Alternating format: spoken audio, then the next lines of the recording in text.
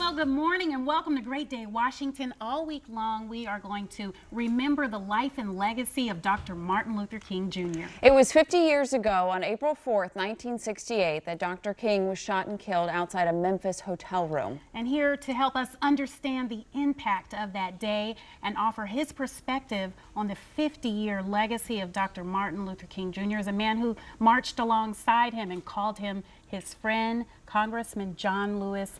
Welcome. We're honored to have you on Great Day. Well, thank you very much for having me here on this day. The 50th anniversary is coming up on Wednesday. Can you take us back to April 4th, 1968?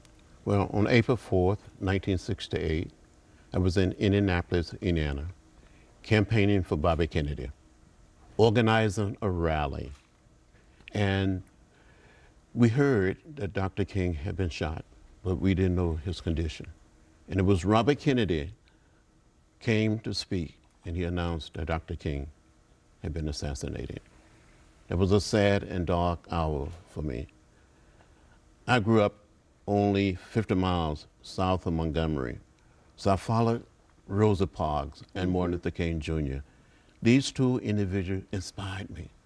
When I was growing up, I would see those signs that said white men, white women, colored women, white waiting, colored waiting. And I would ask my mother, my father, my grandparents, my great-grandparents. They would say, that's the way it is.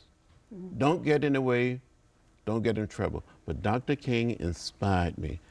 He became my friend. He became like a big brother. I met him in 1958 when I was 18. I wrote him a letter when I was 17. I met Rosa Parks when I was 17. They set me on a path to do something. It seemed like he was speaking directly to me, saying, John Lewis, you too can do something. You too can make a contribution. So when I heard that he had died, I cried. I cried like America cried. And I felt like something died in me and something died in America. Because we lost this unbelievable leader, this symbol of freedom and justice and fairness.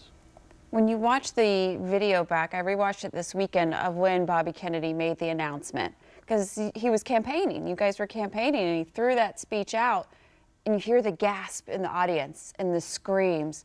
What was that immediate impact like following the announcement of King's death?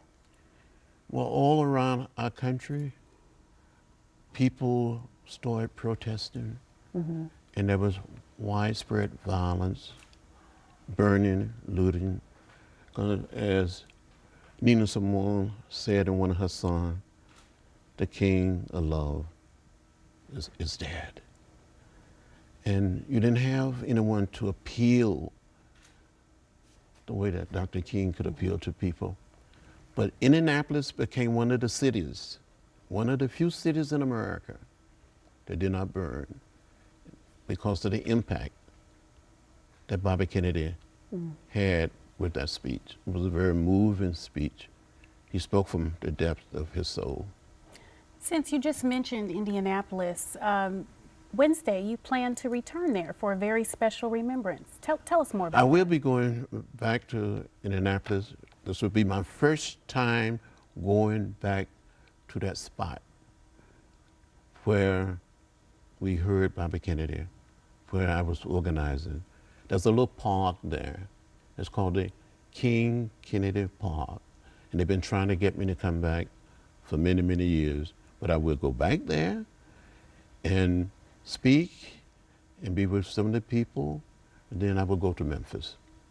How are you feeling about that? Being so many years later, you're going to be with some of the Kennedy family. What are your feelings about going back to that spot? Are there any reservations or? I don't have any reservation about going back, but it's going to be quite emotional. Because after the rally was all over, after Kennedy finished speaking, he invited us to his suite in a downtown hotel, and we talked. And he said, you got to go back to Atlanta and help plan for the funeral. And he canceled all of his speaking engagement except one. He went to Cleveland, Ohio, and spoke. And then he came to Atlanta. I said to myself, when we heard that Dr. King had been assassinated, Well, we still have Bobby. And 2 months later, he was gone. We lost him. When I was in Los Angeles at the Ambassador Hotel in his suite. I went out there and campaigned for him there. It was a sad and dark time.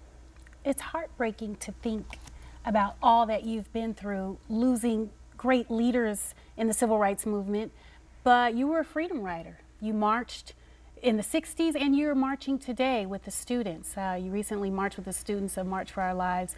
How do you think we're doing today as a nation? We've come a distance. We made a lot of progress, but we still have a distance to travel before we lay down the burden of race and hate. Dr. King would say, hate is too heavy a burden to bear. That we're one people, that we're one family. We all live in the same house, the American house. And we must learn to live together as brothers and sisters. If not, we will perish as fools.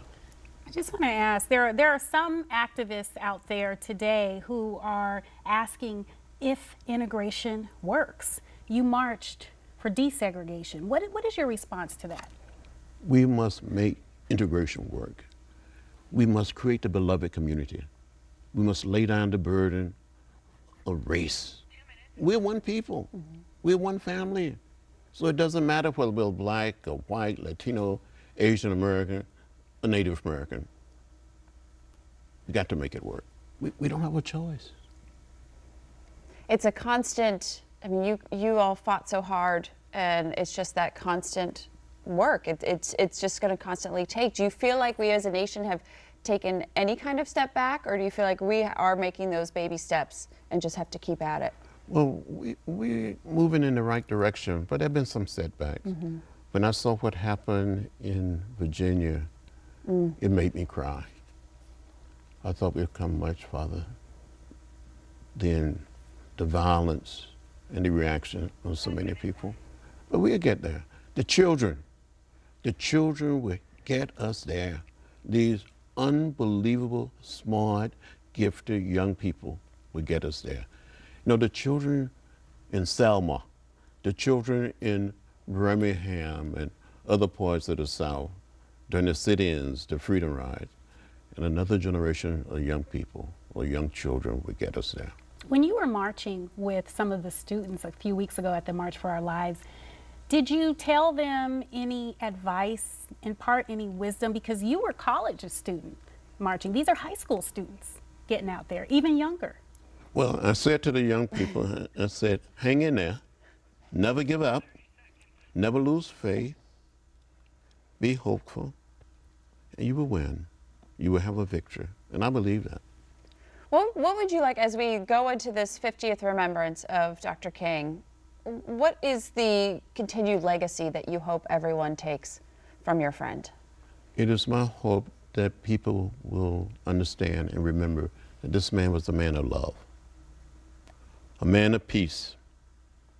He wanted to redeem the soul of America and create a place, a society where we all can live together as brothers and sisters, as one people, as one family, the American family, and maybe the world family. Thank you so much for continuing his legacy and the fight for civil rights. I mean, you are truly, truly an icon right here in the nation's capital and across the world. We're just so grateful you're here today. And thank you all for having me. Thank you. We know it's a busy week, so we're truly honored that you're here. Congressman Lewis, we'll be right back.